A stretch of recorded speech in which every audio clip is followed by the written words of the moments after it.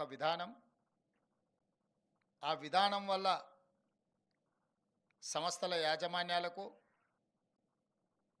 దాదాపుగా ప్రతి సంవత్సరం 1,00,000 మంది ఇంజనీర్లను ఉత్పత్తి చేస్తున్న, లేదా ప్రతి సంవత్సరం 1,00,000 మంది విద్యార్థులు ఇంజనీర్లుగా పట్టాలు పొంది ప్రపంచంతో పోటీ పడడానికి వస్తున్నప్పుడు ఆయా రాష్ట్ర ప్రభుత్వాల యొక్క విధానం అనేది అత్యంత కీలకం.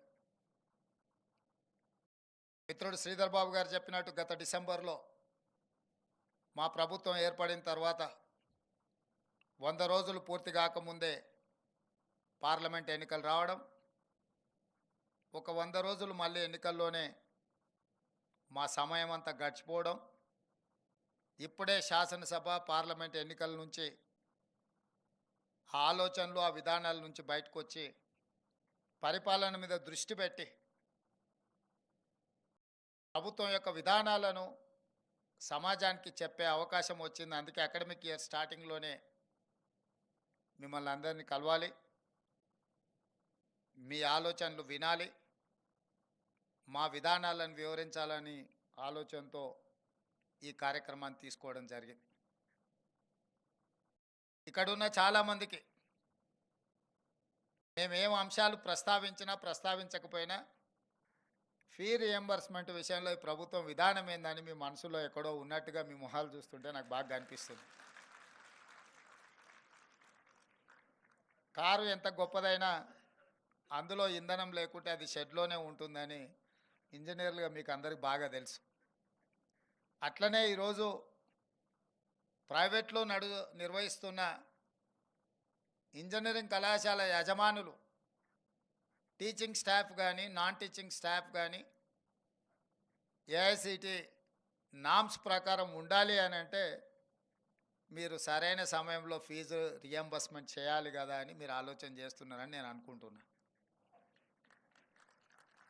కాకపోతే మన స్టేట్ వెల్ఫేర్ అండ్ డెవలప్మెంట్ స్టేట్గా ఉండే, కానీ కొన్ని పరిణామాలు కొన్ని పరిస్థితులు కంప్లీట్ వెల్ఫేర్ సైడే మనం ఇంక్లైన్ అవ్వడంతో డెవలప్మెంట్ అనేది సెకండ్ ప్యాడ్లింగ్ అయిపోయి వెల్ఫేర్ అనేది ప్రధానం అవ్వడం వల్ల కొన్ని పరిస్థితులు కొంత ఆర్థిక భారం పెరిగిపోయింది. ఆనాడు గొప్పగా డాక్టర్ వైఎస్ రాజశేఖర రెడ్డి గారి కాంగ్రెస్ ప్రభుత్వం ఈ దేశంలోనే ప్రతి పేదవాడికి కార్పొరేట్ విద్యను అందించాలి, కార్పొరేట్ స్థాయిలో వైద్యాన్ని అందించాలన్న ఆలోచనతోనే రాజీవ్ ఆరోగ్యశ్రీ ద్వారా ప్రతి పేదవాడికి వైద్యం పట్ల ఒక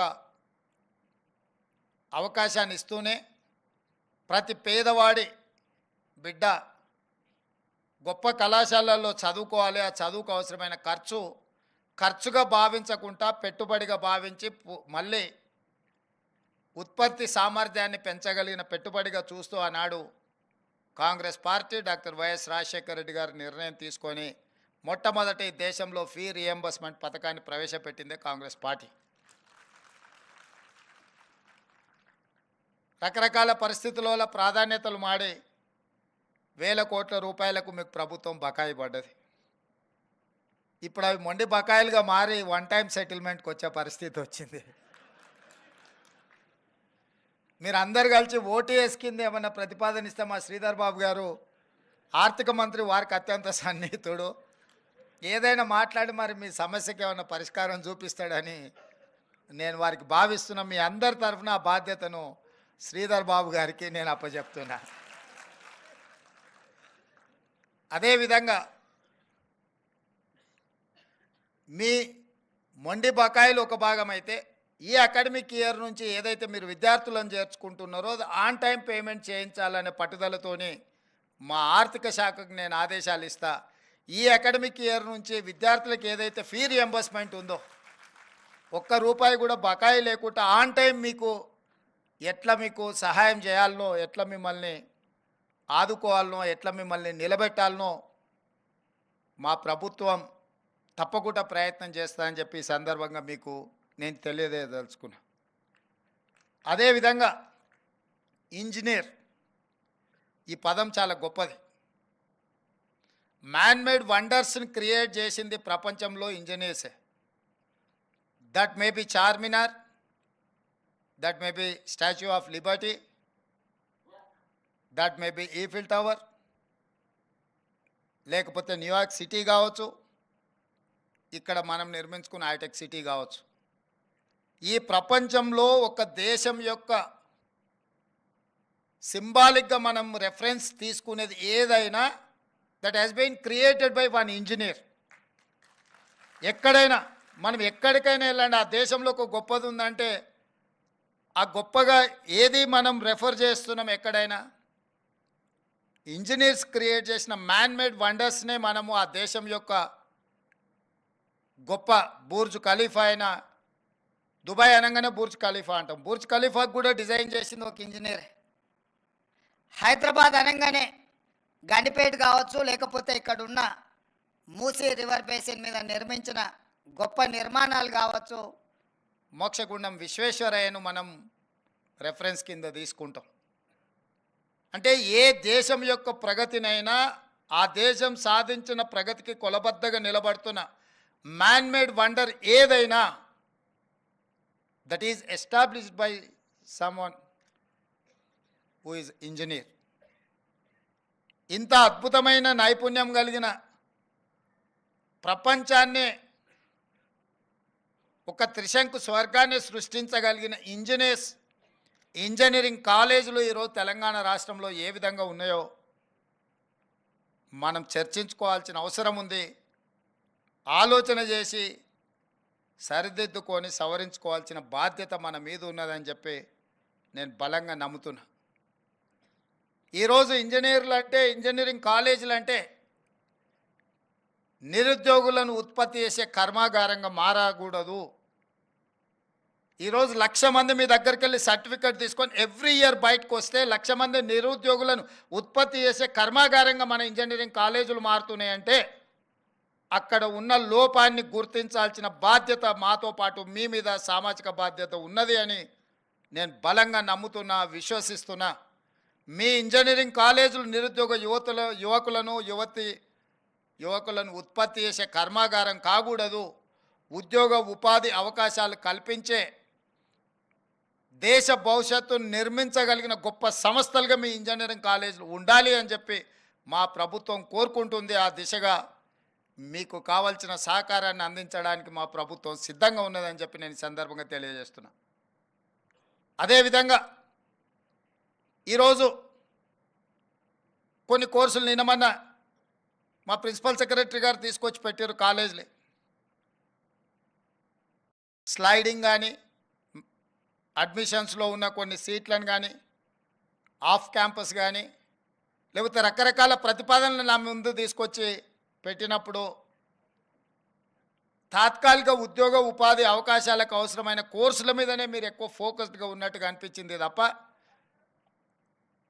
ఈ దేశ భవిష్యత్తు నిర్మాణానికి అవసరమైన ఫ్యాకల్టీస్ని కానీ, అవసరమైన సబ్జెక్ట్స్ని కానీ మీరు స్లోగా అవి కనిపించకుండా కనుమరుగవుతున్నాయి. Example civil engineering. ఈ దేశము అభివృద్ధి చెందుతున్న దేశం.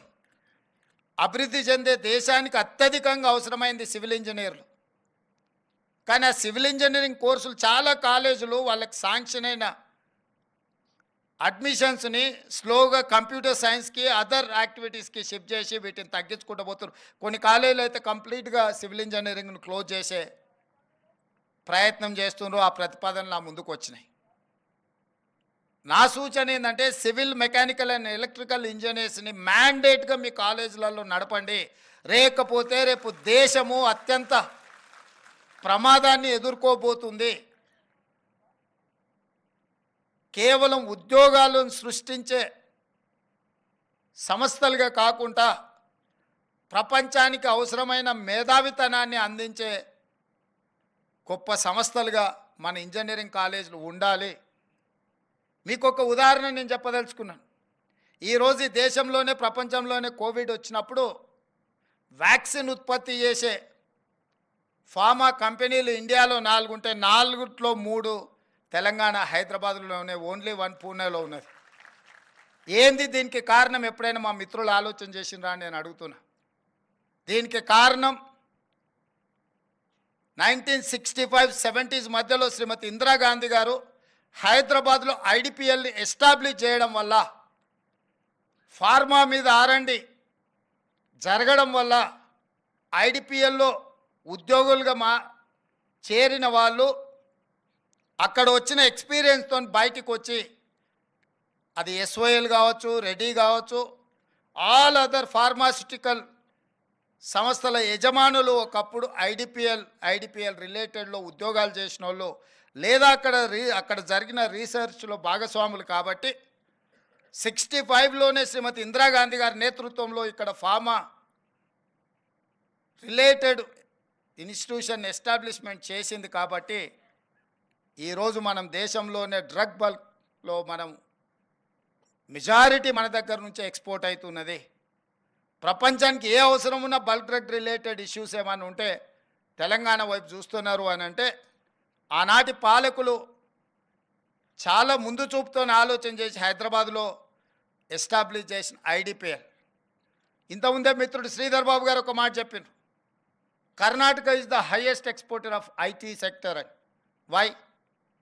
ఎస్ఎం కృష్ణ అనే ముఖ్యమంత్రి మొట్టమొదట అందరికంటే ముందు ఐటీ రంగాన్ని, ఐటీ విధానాన్ని ఆలోచన చేసి ఆ ముఖ్యమంత్రి గారు అక్కడ ఆ విధానం తీసుకొచ్చిండు. కాబట్టి ఈ రోజుకు దేశంలోనే ఐటీలో అత్యధికంగా ఎగుమతి చేసే రాష్ట్రంగా కర్ణాటక రాష్ట్రం, బెంగళూరు సిటీ వచ్చింది, ఫాలోడ్ బై తెలంగాణ.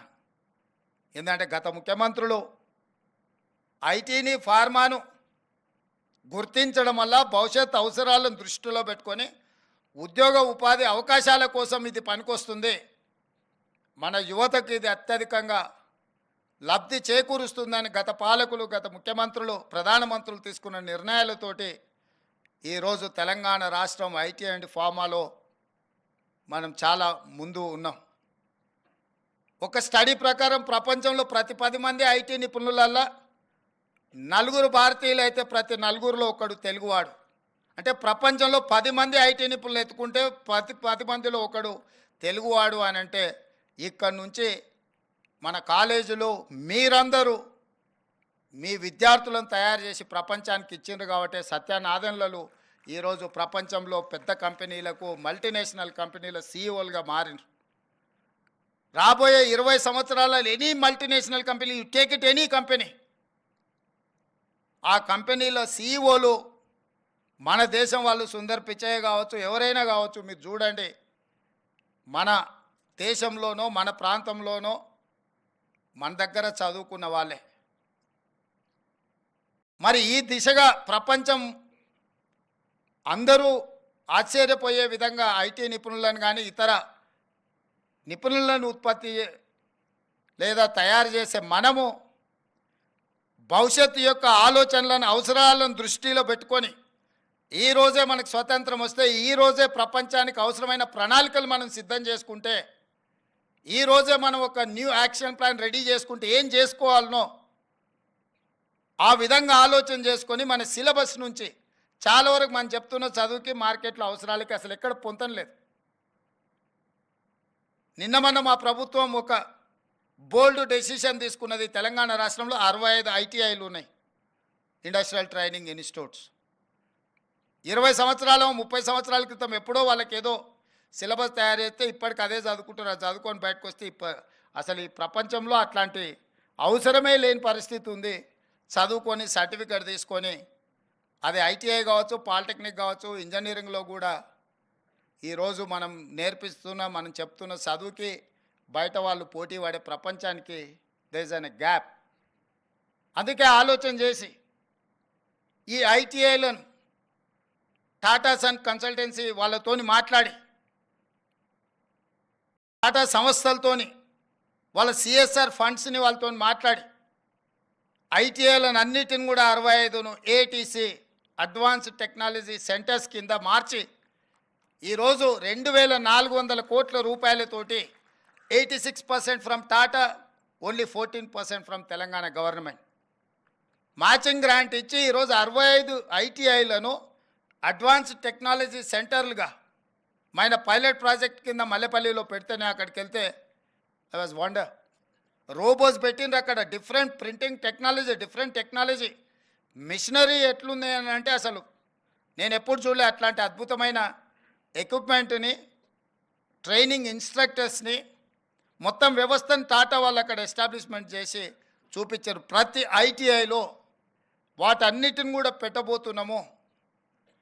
అత్యంత ఆధునిక యంత్రాంగం మీద విధానాలను, కంప్యూటరైజ్డ్ సిస్టమ్ని ఎస్టాబ్లిష్ చేసి ఐటీఐలలో చేరే వాళ్ళకి వాళ్ళు ట్రైనింగ్ ఇచ్చి పంపించే ఒక విధానాన్ని తీసుకుని, ఒక చిన్న ఐడియా టాటా వాళ్ళతో మాట్లాడి వాళ్ళ సిఎస్ఆర్ ఫండ్స్ నుంచి పెట్టుబడి పెట్టించి నేను డావోస్ పోయినప్పుడు ఆ టాటా సన్స్ చంద్రశేఖరన్ కలిస్తే వారితో మాట్లాడిన సందర్భంగా సమాజంలో ఉన్న సమస్య మీద మాట్లాడినప్పుడు ఇది ఒక ఆలోచన వచ్చి ఆ టాటా వాళ్ళతో టైఅప్ చేస్తే ఈరోజు చాలామంది నిరుద్యోగులు మిడిల్ ఈస్ట్ కంట్రీలకు పోయే వాళ్ళకు, పర్టికులర్ ఉత్తర తెలంగాణ జగిత్యాల, కోరుట్ల, కరీంనగర్ ప్రాంతం నుంచి మిడిల్ ఈస్ట్ కంట్రీస్కి వెళ్ళి ఉద్యోగాలకు అక్కడ పోయి బాండెడ్ లేబర్గా మారిపోతున్నారు. ఈరోజు మన దగ్గర కూడా కన్స్ట్రక్షన్ సైడ్ నేను చూస్తున్నా, కన్స్ట్రక్షన్లో వర్క్ చేసే లేబర్ కావచ్చు, కన్స్ట్రక్షన్ సైడ్లో ఉండే టెక్నీషియన్స్ కావచ్చు, మన వాళ్ళు ఎవ్వరు లేరు. బీహార్ నుంచి వచ్చిన వాళ్ళు, ఒడిశా నుంచి వచ్చిన వాళ్ళు, లేదా బెంగాల్ నుంచి వచ్చిన వాళ్ళు కనిపిస్తుండ్రు. పోని మన దగ్గర నిరుద్యోగ సమస్య లేదా అంటే తెలంగాణ పబ్లిక్ సర్వీస్ కమిషన్లో నమోదు చేసుకున్న వాళ్ళు 30 లక్షల మంది ఉన్నారు, నమోదు చేయకుండా ఉన్న వాళ్ళు ఇంకొక 30 లక్షల మంది ఉన్నారు. 60 లక్షల మంది నిరుద్యోగులు ఉన్న తెలంగాణ రాష్ట్రంలో ఇక్కడ ఉపాధి అవకాశాలు పక్క రాష్ట్రాల నుంచి వచ్చి పొందుతున్నారంటే ఎక్కడో ఒక గ్యాప్ ఉంది. ఆ గ్యాప్ ఏందనేది ఈరోజు ఇక్కడ కూర్చున్న మీరందరూ మనమందరం ఆలోచన చేయాలి. ఆ గ్యాప్ని మనం ఫిలప్ చేయకపోతే భవిష్యత్ తరాలకు అన్యాయం జరుగుతుంది. తెలంగాణ రాష్ట్రంలో ఉన్న యువత నిర్వీర్యం అవుతారు. అందుకే ఈరోజు మీ అందరికీ నా విజ్ఞప్తి ఒకటే, ఇప్పుడు గ్లోబల్ సమ్మిట్ ఆర్టిఫిషియల్ ఇంటెలిజెన్స్ మీద మనం మాట్లాడుకున్నాం. నేనేం పెద్ద ఇంజనీర్ని కాదు, పెద్ద మేధావిని కాదు.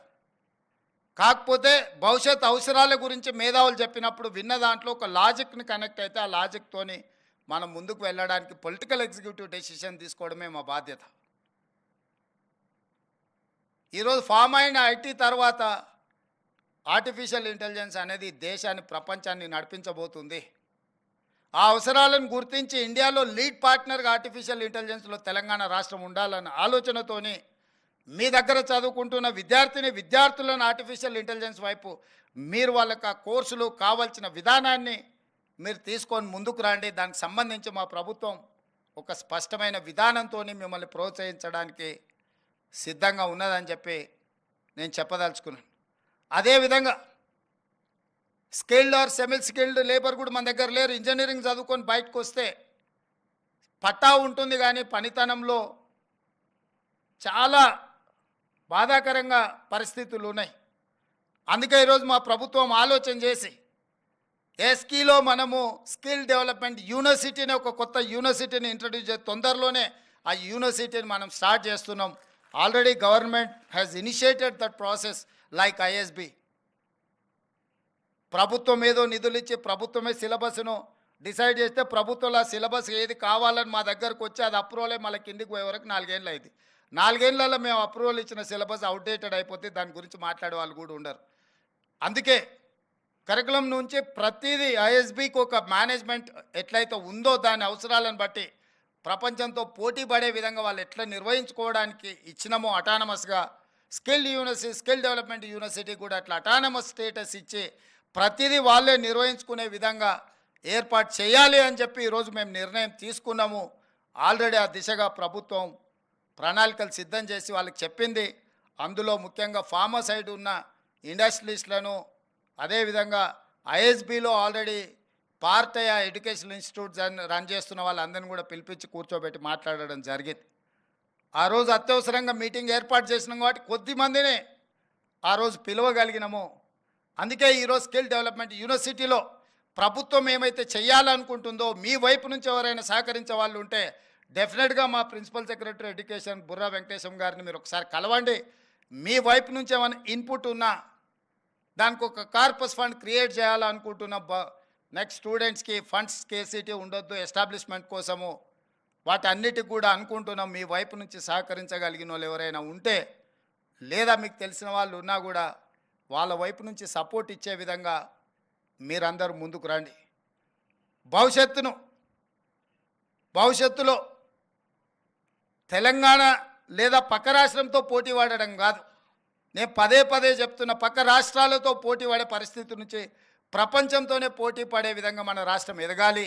ఎదగడానికి అవసరమైన ప్రణాళికలు, విధానాలు మేము తీసుకొస్తాము, అమలు చేసే బాధ్యత మీది. ఎందుకు అని అంటే మీరు అమలు చేసినప్పుడే ఆ క్వాలిటీ ఎడ్యుకేషన్, క్వాలిటీ ట్రైనింగ్ వస్తుంది. మేము పాలసీ మేకర్స్ మాత్రమే. మీకేం పాలసీ కావాలో మీరు మా దగ్గరికి పుష్ చేయండి. ఆ పాలసీని అడాప్ట్ చేసుకొని వితిన్ డేస్లో గవర్నమెంట్ వాటికి అనుమతి ఇచ్చే బాధ్యత మా ప్రభుత్వం తీసుకుంటుంది. మా ప్రభుత్వానికి భేషజాలు లేవు. మా ప్రభుత్వం ఈ రాష్ట్రంలో ఉన్న నిరుద్యోగ యువకులకు ఒక అద్భుతమైన ఉద్యోగ ఉపాధి అవకాశాలు కల్పించి, ఆ నిరుద్యోగ యువకులే కొత్త ఉద్యోగాలు కల్పించే బాధ్యత పెరిగే విధంగా వాళ్ళని ప్రోత్సహించాలన్నదే మా ఆలోచన. మీకు తెలిసి తెలంగాణ ఏర్పడిన నేపథ్యం, దీనికి ఉన్న పరిస్థితులు, నిరుద్యోగ సమస్యనే తెలంగాణ రాష్ట్ర ఏర్పాటుకు ప్రధాన కారణం. ఆ నిరుద్యోగ సమస్యను మనము పరిష్కరించకపోతే పూర్తిగా ప్రజాప్రతినిధులుగా మేము విఫలమైనట్టే. అందుకే మా ప్రభుత్వం నిరంతరం నిరుద్యోగ యువకులకు, విద్యార్థులకు అవసరమైన ప్రణాళికల్ని, మీకు తెలుసు 20 సంవత్సరాల నుంచి టీచర్ కమ్యూనిటీ ప్రమోషన్స్ అని పెండింగ్ ఉండే, వందల వేల కేసులు కోర్టులలో ఉంటే వాటన్నిటిని కూడా క్లియర్ చేసి మన 19,000 మంది టీచర్లకు ప్రమోషన్స్ ఇచ్చిన ఇన్ వన్ స్ట్రోక్. గత కొన్ని సంవత్సరాల నుంచి టీచర్ల బదిలీలు లేక, ఏ బదిలీ చేయడానికి పోయినా కోర్టు ఇంటర్ఫియరెన్సో, లేకపోతే పొలిటికల్ ఎగ్జిక్యూటివ్స్ ఇంటర్ఫియరెన్సో, లేకపోతే ప్రభుత్వంలో ఉన్నవాళ్ళు ఏదేదో చేసేసిందని రకరకాల వార్తలు వచ్చేది. టోటల్ టీచర్స్ని అందరినీ కూడా బదిలీలు పారదర్శకంగా చేసినాం. చిన్న చర్చ కూడా జరగలేదు. గ్రూప్ 1 ఎగ్జామ్స్ 4,03,000 మంది అప్లై చేసుకొని 3 లక్షల పైన గ్రూప్ 1 ప్రిలిమ్స్ ఎగ్జామ్ మేము నిర్వహించినాం. చిన్న సమస్య రాకుండా మైన్యూట్స్లో వర్కౌట్ చేసి జేఎన్టీయూ నుంచే సపోర్ట్ తీసుకున్నాం. How you people are conducting EAMCET and other exams, we have adapted same procedure and practice.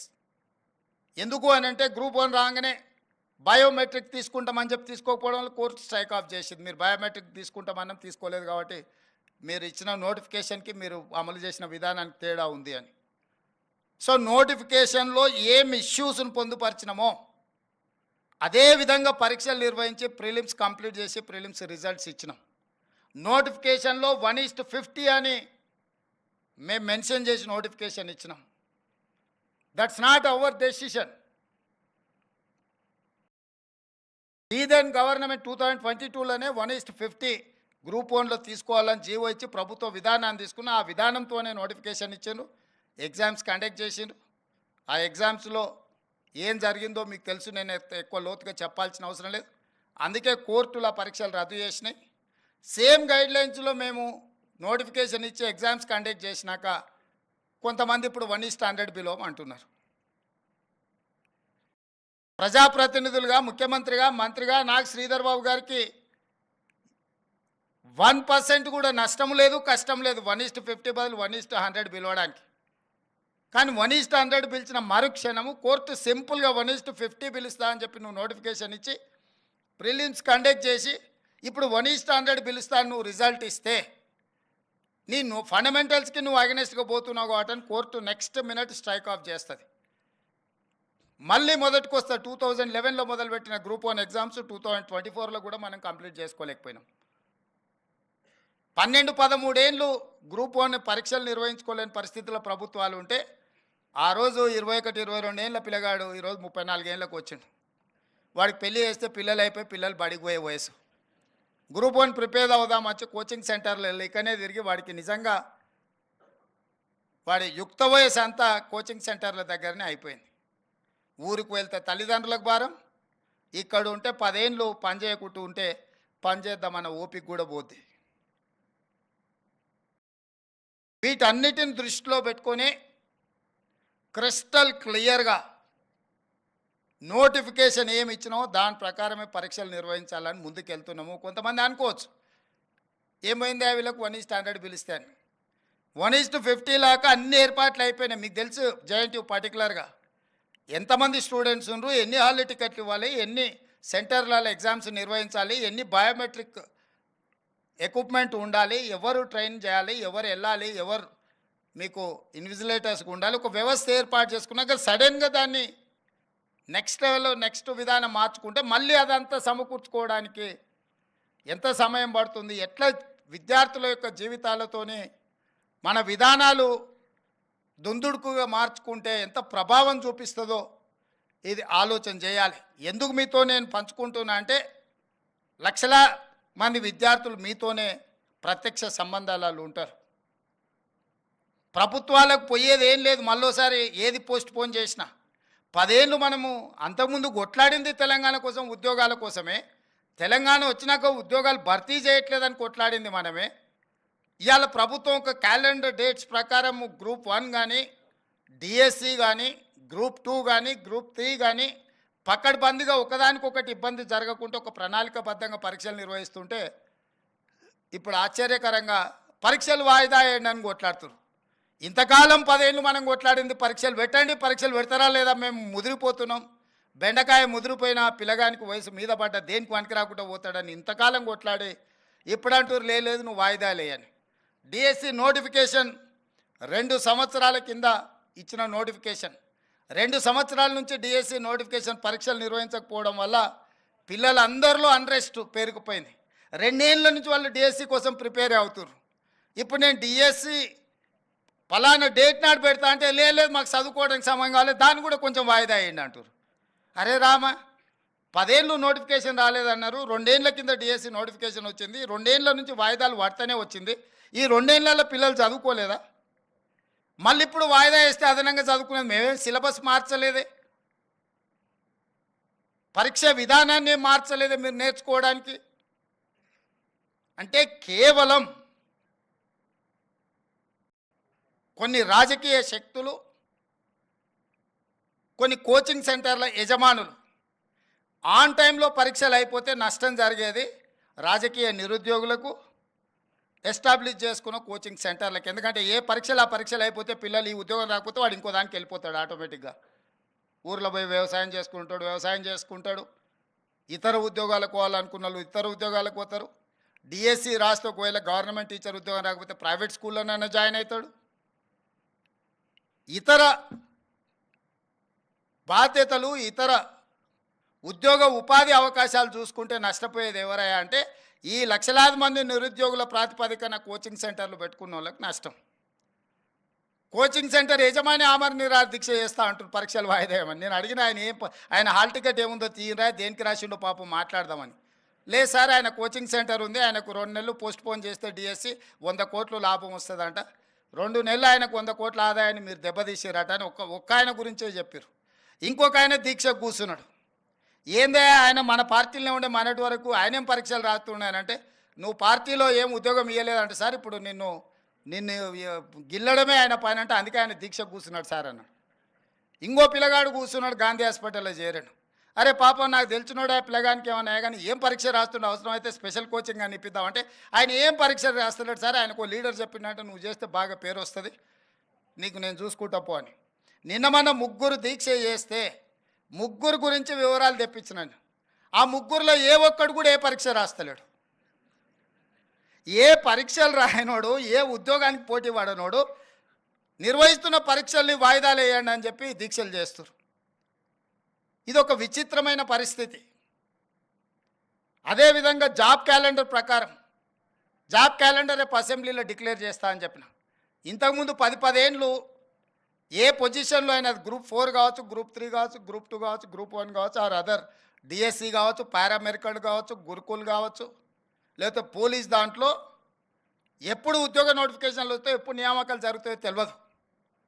Every year మార్చి 31 లోపల అన్ని శాఖలలో ఉండే ఖాళీలను తెప్పించి జూన్ 2 లోపల నోటిఫికేషన్లు ఇచ్చి డిసెంబర్ 9th లోపల సంవత్సరం నుండే ఖాళీలను అన్ని భర్తీ చేయడానికి జాబ్ క్యాలెండర్ని తీసుకొస్తున్నాం. దాని చట్టబద్ధత చేస్తున్నాం. ఎవ్రీ ఇయర్ ఎందుకు మీకు యూపీఎస్సీ రిజల్ట్స్ వస్తాయి? ఐఏఎస్, ఐపీఎస్, ఐఎఫ్ఎస్, ఐఆర్ఎస్ ఏవైతే సివిల్ సర్వెంట్స్ ఉద్యోగాలు ఉన్నాయో అన్ని ఖాళీలు ప్రతి సంవత్సరం క్రమ పద్ధతిలో తెప్పించి క్రోడీకరించి క్యాలెండర్ డేట్స్ ప్రకారం ఆటోమేటిక్గా పరీక్షలు నిర్వహించేటట్టు ఉద్యోగాలు ఇచ్చి ఒక సిస్టమ్ డెవలప్ అయింది యూపీఎస్సీ. నేనే స్వయంగా యూపీఎస్సీ చైర్మన్ దగ్గర పోయి 4 గంటలు కూర్చొని మా అధికారులను తీసుకెళ్ళి కూర్చొని మీరు ఎక్కడ కూడా చిన్న ఆరోపణ లేకుండా ప్రతి సంవత్సరం ఏ విధంగా మీరు పరీక్షలు నిర్వహిస్తున్నారు, ఇన్ని లక్షలాది మందితో పరీక్షలు చేసినా కూడా మీకు ఎందుకు ఎలాంటి ఆరోపణలు లేకుండా ప్రతి సంవత్సరం మీరు పరీక్షలు నిర్వహించగలుగుతున్నారు అంటే వాళ్ళు క్లియర్గా అటానమస్గా వాళ్ళు పనిచేస్తున్నారు, పొలిటికల్ ఇన్ఫ్లుయెన్స్ లేకుండా. చిన్న ఆ ఉద్యోగిలో డెప్యుటేషన్ మీద తీసుకునే ఉద్యోగి మీద చిన్న అనుమానం వచ్చినా next minute they are surrendering that employee. కానీ పబ్లిక్ సర్వీస్ కమిషన్లో లక్షలాది ఉద్యోగాలు ఇచ్చే పబ్లిక్ సర్వీస్ కమిషన్లో మొత్తం అవుట్సోర్సింగ్ వాళ్ళని తీసుకొచ్చి పెట్టారు. వాడికే ఉద్యోగం లేక అవుట్సోర్సింగ్ వస్తే వాడు గ్రూప్ 1 ఉద్యోగాలను నియమించే బాధ్యత వాడి కంప్యూటర్స్ మొత్తం అంతా వాడికి అప్పచెప్తే వాళ్ళు ఏం చేస్తారు, ఎట్లా చేస్తారు? నియమించిన పబ్లిక్ సర్వీస్ కమిషన్ మెంబర్లను మీరు చూడండి. ఒక ఆయన ఆర్ఎంపీ డాక్టరే. ఆర్ఎంపీ డాక్టర్ అంటే గ్రూప్ 1 ఉద్యోగిని ఇంటర్వ్యూ చేసి డిసైడ్ చేస్తాడంట. అంటే ఆశ్చర్యకరమైన పరిణామాలు తెలంగాణ రాష్ట్రం వచ్చిన తర్వాత గతంలో జరిగినాయి. అందుకే స్పష్టంగా గ్రూప్ 1 ఉద్యోగిని ఒకవేళ నియమించాలంటే, సిలబస్ ఫైనల్ చేయాలంటే, లేదంటే ప్రొఫెసర్స్తో మాటని క్వశ్చన్ బ్యాంకింగ్ రెడీ చేయాలంటే ఆ పని చేసేవాడు అంతకంటే కొంచెం పై చదువు ఉన్నోడు, జ్ఞానం ఉన్నోడు, అవగాహన ఉన్నోడు అందులో ఉండాలన్నది నా ఆలోచన. నిరుద్యోగులకు రాజకీయ పార్టీలలో మేము ఉద్యోగం ఇవ్వలేదు, మేము టికెట్ ఇవ్వలేదు అంటే వాళ్ళని తీసుకొచ్చి పబ్లిక్ సర్వీస్ కమిషన్ మెంబర్ని చేస్తే వాళ్ళ ఆలోచన ఏముంటుంది, వాళ్ళ విజ్డమ్ ఏముంటుంది? నాకేం పని లేదో నాకు ఒక ఆయన ఉద్యోగం కనిపిస్తే నేను కూడా నాకు తెలిసిన ఏం పని లేనోనికి ఇంకో ఉద్యోగం ఇద్దాం అనుకుంటా. కష్టపడి చదివి ఒక లెవెల్కి వచ్చి ఒక మంచి ఉద్యోగంలో వస్తే అతనికి ఒక బాధ్యత ఇస్తే, అరే చదువుకున్నోనికి కష్టపడడానికి ఆ విలువేందో నాకు తెలుసు కాబట్టి నేను కూడా అలాంటివన్నీ నియమించాలనుకుంటాడు తప్పితే రాజకీయ పునరావాస కేంద్రాలుగా ఇవి మారకూడదు. విద్యా సంస్థలు ఏవి కూడా రాజకీయ పునరావాస కేంద్రాలుగా మారకూడదు అనేది నా ఆలోచన, మా ప్రభుత్వం యొక్క విధానం. అందుకే మీకు అందరు కొంత కఠినంగా అనిపించిన పరీక్షలు నిర్వహించే విధానంలో ఒక స్పష్టత పెట్టుకొని ముందుకెళ్తున్నాము. నేను బాధ్యత తీసుకున్న మరుక్షణం 90 రోజుల్లో 30,000 ఉద్యోగాలు ఎల్బీ స్టేడియంలో పిలిపించి మరి ప్రతి ఉద్యోగికి వాళ్ళ నియామక పత్రం నేను నా చేతులతోనే అందించిన. 10 ఏళ్ళు వాళ్ళు కొట్లాడి ఆ 30,000 ఉద్యోగాలు కూడా కోర్టులో కేసులతోని చిక్కుముళ్ళతో ఉంటే వస్తానే ఆ కేసులను అన్నిటిని కూడా పరిష్కరించి మొదటి 90 రోజుల్లో 30,000 ప్రభుత్వ ఉద్యోగాలు ఇచ్చింది మా ప్రభుత్వము. మీకు ఆ మొత్తం డేటా నేను ఆన్లైన్లో పెట్టిస్తే ఎవరెవరికి మేము ఉద్యోగం ఇచ్చినామో లెక్కలు చెప్పడం అంటే నెంబర్ చెప్పడం కాదు. డిసెంబర్ 7, 2023 మేము ప్రభుత్వంలో ప్రమాణ స్వీకారం చేసిన తర్వాత మొదటి 90 రోజుల్లో ఇచ్చిన 30,000 ప్రభుత్వ ఉద్యోగాలకు సంబంధించి ఎవరెవరికి ఇచ్చినామో మేము ఆన్లైన్లో పెడుతున్నాం. మేము ఛాలెంజ్ చేస్తున్నాం. ప్రతి అన్ఎంప్లాయిడ్ యూత్కి పరీక్షలు రాసి సంవత్సరాల కొద్దీ ఎదురు చూస్తున్న వాళ్ళ కేసులను తొలగించి 30,000 మందికి ఉద్యోగాలు ఇచ్చినాం. ఇప్పుడు మిగతా ఉద్యోగాలు డిఎస్సి నోటిఫికేషన్ కావచ్చు, గ్రూప్ 1 కావచ్చు, గ్రూప్ 2 కావచ్చు, గ్రూప్ 3 కావచ్చు, ఈ ఇయర్ ఎండ్ లోపల వాళ్ళ అన్ని పరీక్షలు నిర్వహించి వాళ్ళ నియామకాలు పూర్తి చేయాలని ఒక ఆలోచనతోని మేము ముందుకు వెళ్తున్నాము. గందరగోళంగా చాలా సమస్యలు, ఆర్థిక భారంతో కూడుకున్న సమస్యలు మా మీద ఉన్నాయి. అయినా కష్టపడి ఒకటొకటి పరిష్కరించుకుంటూ ఎందుకు మిమ్మల్ని అందరినీ కలుస్తున్నామంటే, మీలాంటి స్టేక్ హోల్డర్స్కి ప్రభుత్వం మీద విశ్వాసం కోల్పోతే సమాజానికి తీరని నష్టం చేస్తుంది. మీకు నమ్మకం, విశ్వాసం కల్పించడానికి ఈరోజు మేము ఇక్కడికి వచ్చిన మా ప్రభుత్వం మీ బద్దలు వచ్చి నిలబడ్డది. తప్పు చేయాలన్న ఆలోచన కానీ తప్పుడు విధానాలను ప్రోత్సహించాలన్న ఆలోచన మాకు లేదు. అందుకే మీ మధ్యలో వచ్చి నిలబడ్డాము. తప్పు చేయాలనుకుంటే 4 గోడల మధ్యలో కూర్చుంటాం. తప్పులను సరిదిద్దాలనుకుంటే మీ అందరి దగ్గరకు వచ్చి మీ ముందర నిలబడి మా ప్రభుత్వం మాట్లాడుతుంది. ఇది మా విధానం. యాజమాన్య సంస్థలకు అందరికీ నేను మాట ఇస్తున్నా, మీరు క్వాలిటీ పెంచండి. మీ క్వాలిటీ పెంచడానికి అవసరమైన సహకారాన్ని మా ప్రభుత్వం ఇస్తుంది. మీ ఇంజనీరింగ్ కాలేజీలు జేఎన్టీయూ అఫిలియేటెడ్గా ఉన్న ఇంజనీరింగ్ కాలేజీల యజమానులకు నేను చెప్తున్నా, నిరుద్యోగులను ఉత్పత్తి చేసే కర్మాగారాలుగా మీ ఇంజనీరింగ్ కాలేజీలు మారకూడదు. మీరు ఉద్యోగ ఉపాధి అవకాశాలు మీ క్యాంపస్ నుంచి బయటకు వచ్చిందంటే వాడు ఒక ప్రయోజకుడు ఈ సమాజ నిర్మాణంలో భాగస్వాములను తయారు చేసి బయటికి పంపించే విధంగా మీరు ప్రయత్నం చేయండి. మీకు అవసరమైన సహకారాన్ని ఇచ్చే బాధ్యత మా ప్రభుత్వం తీసుకుంటుంది అని చెప్పి మీకు అందరికీ చెప్పదలుచుకున్న. స్కిల్ లేకుంటే సర్టిఫికెట్ ఉంటే ఉద్యోగం రాదు. ఇది వారసత్వ సంపద కాదు. తాతల నుంచి తండ్రులకు వచ్చి, తండ్రుల నుంచి కొడుకులకు వచ్చి, కొడుకుల నుంచి వాళ్ళ పిల్లలకు పోవడానికి యాన్సిస్టర్ ప్రాపర్టీ అయితే వారసత్వం కింద బదిలీ చేయొచ్చు. స్కిల్ అట్లాంటిది కాదు. స్కిల్ ఎవరికి వాళ్ళు నేర్చుకోవాల్సిందే, అప్గ్రేడ్ చేసుకోవాల్సిందే. ఎప్పటికప్పుడు కూడా ప్రపంచంతో పోటీ పడాలంటే ఎప్పటికప్పుడు మనకున్న స్కిల్ని కూడా అప్గ్రేడ్ చేసుకోవాల్సిన అవసరం సమాజంలో ఉంది. దానికి అవసరమైన ప్రణాళికలు మీరు సిద్ధం చేయండి. మీరు అన్ని రకాలుగా మా ప్రభుత్వాన్ని ఎప్పుడు ఏం కావాలన్నా చెప్పుకోవడానికి మీకు అవకాశం ఉంటుంది. ఈ 6 నెలలు కొంత మీకోసం సమయం ఇవ్వకపోవడానికి ఉన్న రాజకీయాలు, పరిస్థితులు, పరిణామాలు, తీవ్రమైన సమస్యల ప్రాధాన్యత క్రమాన్ని మేము నిర్ణయించుకొని తీవ్రమైన సమస్యల్ని ముందు అడ్రస్ చేసుకుంటూ మిగతా వాటిని ఒక క్రమ పద్ధతిలో పెట్టుకొని ముందుకు వెళ్తున్నాం. డెఫినెట్గా మీ ఆలోచన, మిమ్మల్ని పట్టి పీడిస్తున్న భూతము ఫీజు రియంబర్స్మెంటు, దాన్ని తప్పకుండా బంధించి బాటిల్లో పెట్టి మీకు న్యాయం జరిగే విధంగా మా ప్రభుత్వం నిర్ణయం తీసుకుంటుంది. మీరెవరు అడిగినా అడగకపోయినా మీ మనసులో ఏముందో అర్థం చేసుకోగలిగిన మనసు మా ప్రభుత్వానికి ఉంది. అందుకే డెఫినెట్గా పాతది ఎట్లా పరిష్కరించుకోవాలా ఇదొక భాగము. భవిష్యత్తులో మీకు ఇబ్బంది జరగకుండా ఏ అకాడమిక్ ఇయర్ దా ఇయర్ 100% క్లియర్ చేయడానికి ఏం చేయాలనో ద్విముఖ వ్యూహంతో మా ప్రభుత్వం ముందుకు వస్తుంది. డెఫినెట్గా మీ సమస్యల్ని పరిష్కరిస్తుందని తెలియజేస్తూ మీ అందరి దగ్గర సెలవు తీసుకుంటున్న ధన్యవాదాలు.